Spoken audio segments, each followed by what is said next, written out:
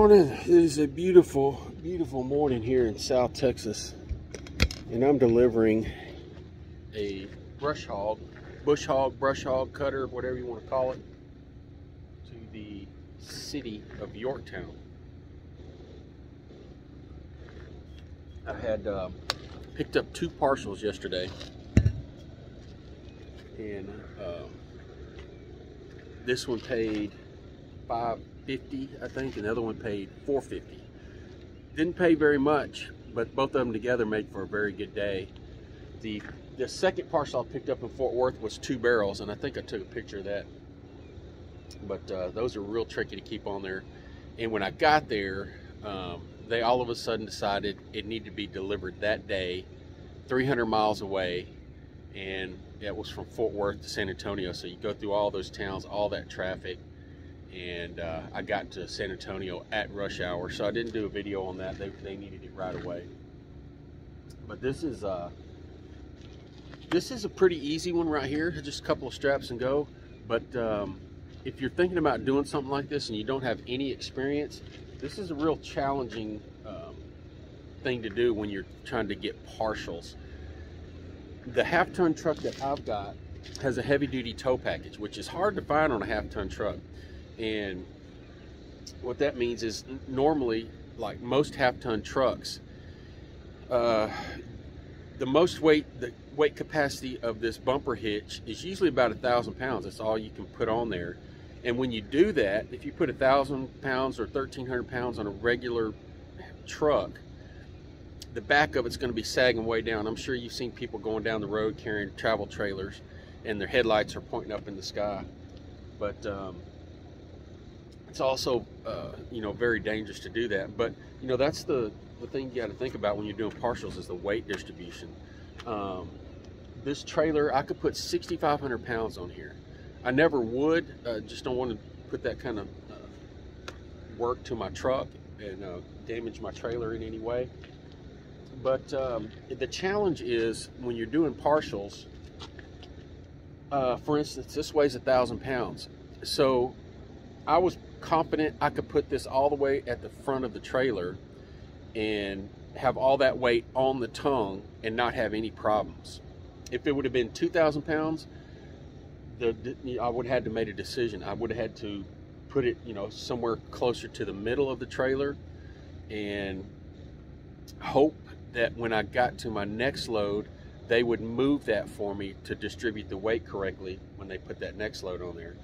So if you put all that weight on the back of the trailer and there's no weight on the tongue, that's extremely dangerous. And I'm sure you've seen people going down the road where they're swaying back and forth. Even if you have sway control on your truck, if you have all that weight on the back of that trailer can throw the back of that truck out and cause an accident. This is one of those situations when you realize how much government can waste your money. They asked me to back up, and they would take it off with a backhoe, and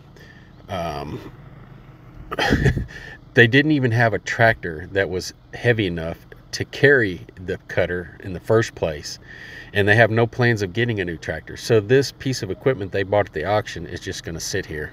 Awesome. All right, it's 77 degrees in Hong Kong, and let's see what we got going on here. I jump on this load board pretty early every morning, and I've got my parameter set. This is the DAT board, and I've got my parameter set to 20 feet and anything under 5,000 pounds, I think. I really don't want to put anything over 4,000 pounds on this trailer. I don't really need to, but I just don't want to put the strain on my truck and trailer. But here's one at the top, San Antonio to Houston. You know, interesting, but it's 5,000 pounds, and it's 100 miles over to San Antonio. So by the time I get there, I would need something for that short a trip. I would want something that paid at least $2 a mile, and they're not going to go $600. So, and I don't want to carry 5,000 pounds, so there's no sense in even calling that one. But let's look on the truck stop load board here, and I refresh these things every few seconds, because if something, you know, halfway decent drops on there, you got to be quick. Here's another one I looked at earlier this morning, San Antonio to Houston. Like I said, you know, it's 100 miles over to San Antonio, then it's 200 miles to Houston. So I'd have 300 miles in, and it's only paying $400. Yeah, it would put me in a very good spot. But this one in particular this morning, see, it doesn't have a weight on there.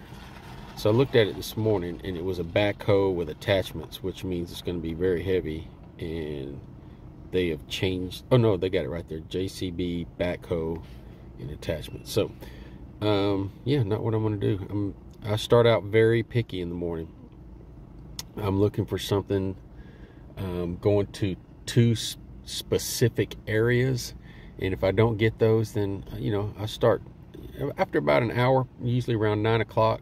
I'll start, you know, looking for something a little bit different if I can't find exactly what I want, but we'll see what happens. All right, doing some sunbathing. It is sunny today. So about the middle of the week, I think it's Thursday morning.